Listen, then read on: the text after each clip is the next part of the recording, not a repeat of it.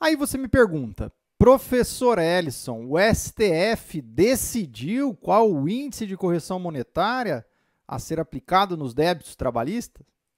Decidiu.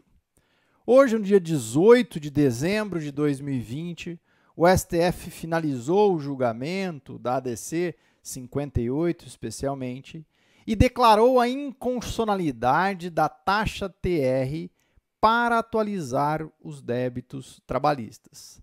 Mas, de ricochete, vamos dizer assim, afastou a incidência dos juros de 1% ao mês nos débitos trabalhistas, gerando, de certo modo, uma discussão num artigo que não estava propriamente dito lá, que é o artigo 883. Como assim, professor?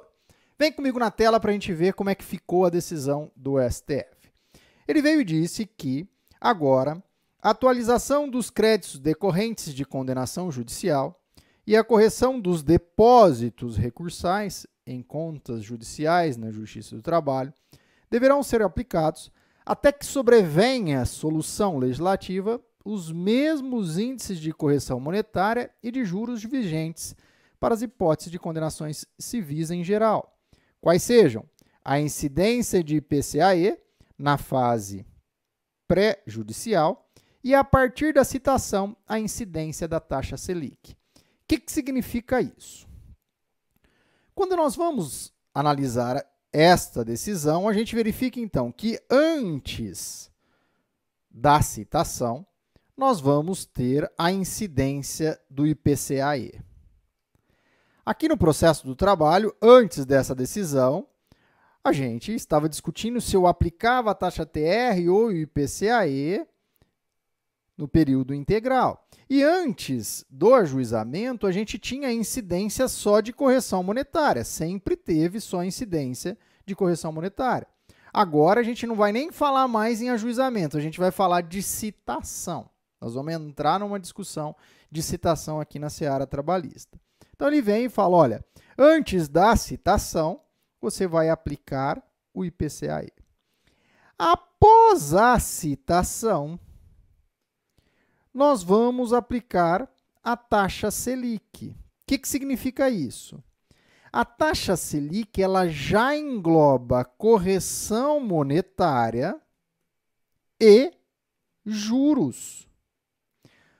Então, aqueles juros de 1% ao mês que nós tínhamos na seara trabalhista, que era o grande diferencial para estimular o pagamento dos débitos trabalhistas, foram eliminados com essa decisão judicial, porque a taxa Selic, repito, ela já engloba os juros de 1% ao mês. Agora, portanto, a gente não tem mais os juros de 1% ao mês, a gente não vai mais aplicar, de certo modo, nem o termo inicial lá do artigo 883 e nem mesmo esses juros de 1% ao mês. Agora, para ter o termo inicial dos juros, nós vamos falar em citação, com base nessa decisão, e nós não teremos, então, mais 1% ao mês, vai ser só a taxa Selic. Então, percebam que essa decisão judicial, ela impacta consideravelmente aqui na seara trabalhista, porque era uma discussão que nunca foi levantada, de certo modo.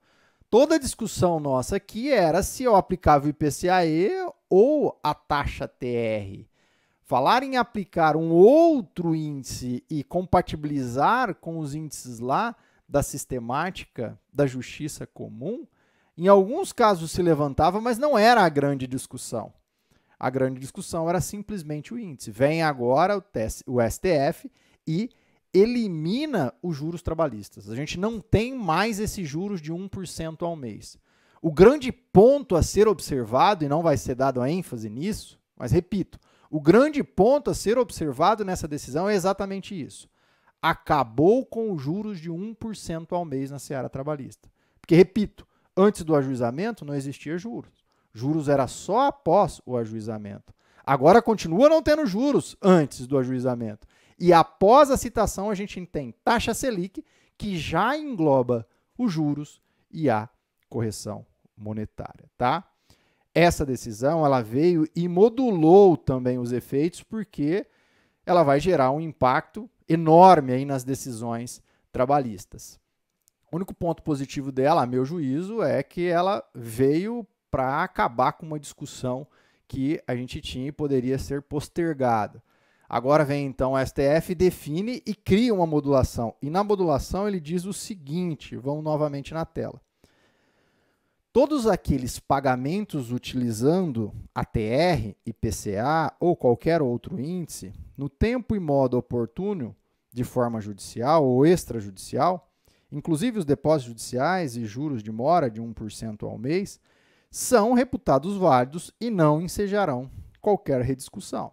Então aqui ele vem no ato consumado, se já foi consumado o ato, eu não discuto novamente.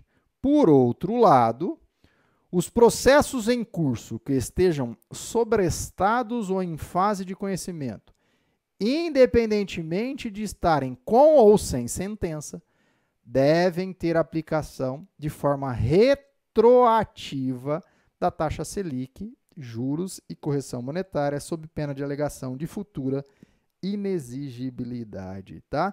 Então, vem aqui o STF e impõe a incidência da sua tese para os processos que estão em curso, tá? Então, aqui é importante a gente fazer essa observação. E aqui é interessante também que ele fala, inclusive, desse sobrestamento, tá? Então, aqui, os processos que estão sobrestados, então foram aqueles que ficaram paralisados e que tinham lá a incidência de um índice definido na sentença, lá com a base na decisão do ministro Gilmar Mendes, aqueles processos lá, toda a sistemática dele, ele ficou sobrestado, ele vai incidir essa decisão, tá? Mas aqui eu preciso fazer mais uma observação. Aquelas sentenças que já eram ou já estavam transitadas em julgado. Então, eu tinha uma sentença transitada em julgado que falava para aplicar o IPCAE mais juros de 1% ao mês. Se já estava transitado em julgado, eu estava tendo uma execução definitiva. Nesta hipótese aqui, gente, o que vai poder acontecer é ter uma ação rescisória com prazo de 2 anos a contar agora da decisão do STF. Mas aqui na execução eu não mudo o índice. Eu tenho uma decisão que já transitou em julgado antes do julgamento do STF. Nesta hipótese, continua tudo normal, tal como estava no título executivo. Eu só vou aplicar essa tese do STF para aqueles casos que foram ou que ainda não tinham transitado em julgado, ou que não estão transitados em julgado nesse momento, que estão na fase de conhecimento, ou que estavam sobrestados em decorrência daquela decisão do ministro Gilmar Mendes. O que não engloba, evidentemente, as decisões já transitadas em julgados antes da decisão do STF, tá? Repito, essas decisões transitadas em julgados, elas poderão ser discutidas por meio de ação rescisória. O artigo 525 do Código de Processo Civil, aplicável ao processo de trabalho, dá essa possibilidade, mas ele fala é só por meio de ação rescisória, tá? E até aqui, essa ideia da ação rescisória, nós ainda vamos atenuar um pouco a ação rescisória em razão dessa modulação. Se já tinha feito algum pagamento, a gente finaliza ali, não gera discussão.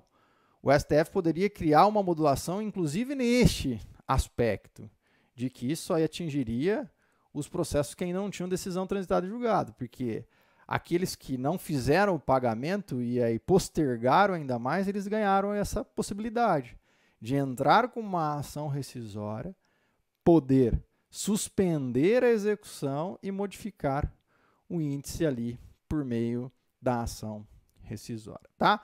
Essas são as minhas primeiras observações a respeito dessa decisão, uma decisão que ainda vai gerar discussões, porque ela coloca um índice que, de certo modo, não era ali o corriqueiro de se aplicar, vai gerar discussões sobre os débitos da Fazenda Pública, que hoje a gente aplica IPCA, mais juros de 0,5% ao mês, e não foi englobado isso daqui neste processo e a todo momento a gente diferencia débitos da Fazenda Pública para os particulares, então aqui nós provavelmente vamos continuar de forma separada. Todas essas modulações, o STF tentou ainda modular uma parte, mas não conseguiu modular integralmente. A gente ainda vai ter muita discussão a respeito desta taxa, tá bom? De qualquer modo, só para a gente fechar, repito, a gente acaba sepultando os juros de 1% ao mês aqui na Seara Trabalhista. Deixe seus comentários aqui embaixo, o que você acha a respeito dessa decisão do STF.